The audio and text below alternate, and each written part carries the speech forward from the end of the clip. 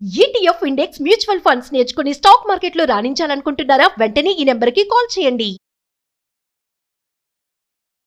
నమస్తే రమగారు. నమస్తే జయ. మంచి సరదా కథ చెప్పుకుందామండి. చిన్న కథ చెప్తా. ఓ సుల్తాన్ గారు ఒకరోజు నగరంలో షికారు అటు ఇటు తిరిగి ఓ పల్లెటూరు పక్క నుంచి వస్తున్నాడు. చిన్న చిన్న కౌంటీస్ లాగా ఉంటాయి కదా. అయితే అక్కడ ఒక బక్క రైతు ఒక గాడిద మీద ఏదో మూట వేసుకొని వస్తున్నాడు నగరం వైపుకి. నగరపు షికారు అంతా ఈయన బయటికి వెళ్ళి బయట నుంచి లోపలికి వస్తున్నాడు. అతను కూడా వస్తున్నాడు. వస్తుంటే ఈ పలకరించాడు. ఏమిటో ఏముంది బస్తాలో, ఎక్కడికి వెళ్తున్నావు అన్నాడు. అయ్యా దోసకాయ తోట వేసానండి, తొలికాపు మరి బాగా కాసినాయి. మొదటి పంటలు బాగుంటాయి కదా. అయితే ఈ బస్తాడు దోసకాయల్ని సుల్తాన్ గారికి ఇచ్చి మరి రేట్ అడిగి తెచ్చుకుందామని వెళ్తున్నాను. సుల్తాన్కి ఇవ్వటం ఒక పద్ధతి. అయితే ఎంత అడుగుతావోయ్ సుల్తాన్ని అన్నాడు. ఈయన సామాన్యమైన బట్టలతో ఉండటం వల్ల ఆ పగడీలు గిగడీలు లేక ఈయనే సుల్తాన్ అని వాడు అనుకోలే పాప. ఆ బక్క ఆయన 1000 వరహాలు అడుగుతాను అన్నాడు. అది ఎక్కువంటే అన్నాడు ఈయన. 500 అడుగుతాను, ఏం పోయింది అన్నాడు రైతు. అది ఎక్కువంటే పోనీ 300 అడుగుతాను. అది ఎక్కువంటే అన్నాడు. 100 అడుగుతానండి అన్నాడు. మరి అది కూడా ఎక్కువంటాడు సుల్తాను. అప్పుడేం అడుగుతావు? 50 అడుగుతానండి అన్నాడు. 50 వరహాలు ఈ బస్తాకి. అది ఎక్కువంటే ఏం చేస్తానండి? 30 అడుగుతానండి అన్నాడు. 30 ఎక్కువంటే ఏమంటే అండి, ఎందుకు ఎక్కువ అవుతుందండి? నా గాడిదని ఆయన మీదకి తోలు వచ్చేస్తానండి, సింహాసనం మీదకి గాడిదని తోలేస్తా. అప్పుడు బాగా అవుతుంది రాజుగారికి. సుల్తాన్కి అనగానే గుర్రం మీద ఉన్న సుల్తాన్ గారికి పిచ్చి నవ్వొచ్చింది. విరగబడి నవ్వాడు. భలే పని, అలాగే చేయాలి నువ్వు అని చెప్పి ఆయన దారిని ఆయన వెళ్ళిపోయాడు. ఆయన గుర్రం మీద స్పీడ్గా వెళ్ళిపోతాడు. మనవాడు గాడిద మీద బరువు ఉంది కదా, నిదానంగా గాడిద టక్కు నడుస్తుంది, నిదానంగా నడుస్తుంది. దాని తోలక్కర్ల వెళ్తూ ఉంటుంది దారిలో. ఇతను కూడా దానితో పాటు వెళ్ళాడు. ఈయన ఏం చేశాడు, సుల్తాన్ గారు కోటలోకి వెళ్ళిపోయి, అరే ఒకడు గాడితోటి వస్తాడు, దోసకాయలు తీసుకుని నా దగ్గర ప్రవేశపెట్టరా అనే కోట కాపల వాడికి చెప్పేసేసి లోపలికి పోయాడు. మనవాడు రైతు గాడితో సహా పోయి అక్కడ నుంచుంటే వాళ్ళు అడిగారు ఎక్కడికి ఏమిటి అని. సుల్తాన్ గారికి తొలికాపు దోసకాయలు సమర్పించడానికి వచ్చాను అన్నాడు. సరే లోపలికి ప్రవేశపెట్టారు. ఈ లోపల ఆయన మొదట సామాన్య వేషంతో ఉన్నాడు కదా.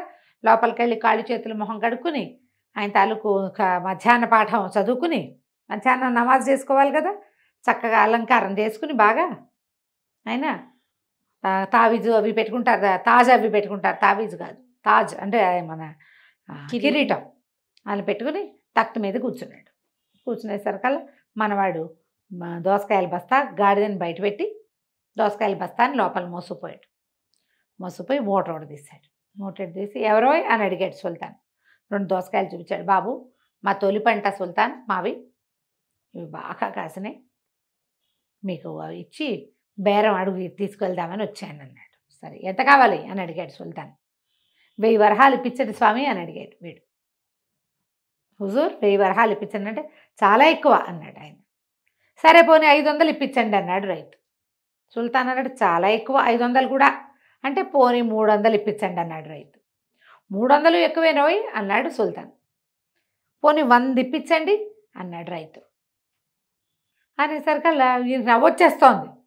50 అది కూడా ఎక్కువేనన్నాడు. అనగానే పోనీ 50 ఇప్పించండి అన్నాడు. 50 చాలా ఎక్కువ వీటికి అన్నాడు. 30 ఇప్పించండి అన్నాడు. 30 అనగానే రాజుగారికి పొర్లిగింతలుగా నవ్వొచ్చింది. సరదాగా ఉంది ఆయనకి. ఆ నవ్వేసరికల్లా వీడికి ఏంటో ఎక్కడో చూసానే అనిపించడం మొదలెడి. ముందు గుర్తుపట్ల బాగా పరకాయించి చూస్తే ఆ మొహం ఇందాక పొద్దున తను గాడి తోలుకొస్తుంటే నవ్విన మొహంలాగా కనపడడం మొదలుపెట్టింది. కొంప తీసి ఆయనేమో గుర్రం మీద ఉన్నాడు, కత్తి గిత్తి ఉండి ఎత్తుగా కనపడ్డాడు. ఈ తక్తు మీద ఇట్లాగా మన వజ్రాసనం వేసుకుని కూర్చుంటారు. మనుషుల ఎత్తు పెద్దగా ఏం తెలుస్తుంది, తెలియలా, కానీ అనిపించింది. 30 ఇప్పించండి హుజూర్ అన్నాడు. 30 ఎక్కువైనా అనగానే మీ ఇష్టం ప్రభు, నా గాడిద బయటే ఉంది అన్నాడు. రాజుగారికి ఇంకా నవ్వొచ్చింది. ఆయన ఈ బేరంలో ఆయనకు అంత నవ్వెందుకు వస్తుందో తెలియటం లేదు మిగిలిన వాళ్ళకి. ఆయన అలాగే పొర్లిగింతలు పెట్టి నవ్వి బోల్డ్ సేపు ఏం చేశాడు, కోశాతి గారు పిలిచి వీడికి 1000 వరహాలు లెక్క పెట్టివ్వు, తర్వాత 500 లెక్క పెట్టివ్వు, తర్వాత 300 లెక్క పెట్టివ్వు, తర్వాత 100 లెక్క పెట్టివు, తర్వాత 50 ఇవ్వు, తర్వాత 30 ఇవ్వు. హుజూర్ చాలా అయిందన్నాడు కోశాధికారి. అవన్నిటికీ ఒప్పుకున్నాం కాదు, ఇచ్చేయి. 30 వరహాలు ఖరీదు చేసే దోసకాయలకి వాడికి 1900 పైన ముట్టింది. అంతే. ఇంత డబ్బు ముట్టేసిందా? ఆ డబ్బంతా మూటలాగా ఇంత చిన్న మూటేస్తే అది గాడిద మీద వేసుకుని సంతోషంగా వెళ్ళిపోయాడు. సుల్తాన్లని నవ్విస్తే డబ్బు వచ్చేదట ఆ రోజుల్లో. ఎన్ని కథలు కనపడతాయో జయ ఇవి. బుజ్జి బుజ్జి కథలా, చిన్న కథలు. అక్కడి నుంచి సుల్తాన్ అతను సంతోషించడానికి, అంటే ఎంత ప్రెషర్లో ఉంటారో వాళ్ళు, ఎంత ప్రెషర్లో ఉండేవాళ్ళు. రాజ్యం పోతుందన్న ప్రెషరో, చుట్టుపక్కల రాజుల ప్రెషరో, సామంతులతో చక్రవర్తులతో ఏదో ప్రెషరు.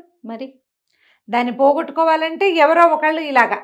ఇదేంటంటే ఏదో ఆట ఖచ్చితంగా చేయటం కాక నిష్కల్మషంగా ఉండి సడన్గా నవ్వొచ్చేలాంటి సాధనం ఎవరు కనపడినా వాళ్ళకి డబ్బులు పోసేసి ఇంప్రెస్ అయిపోయేవారు.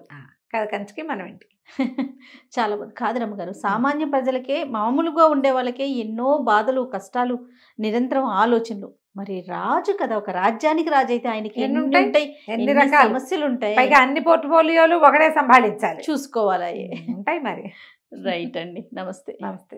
సుమన్ టీవీలో మీ పర్సనల్ అండ్ బిజినెస్ ప్రమోషన్స్ కోసం కింది నెంబర్కి కాంటాక్ట్ చేయండి.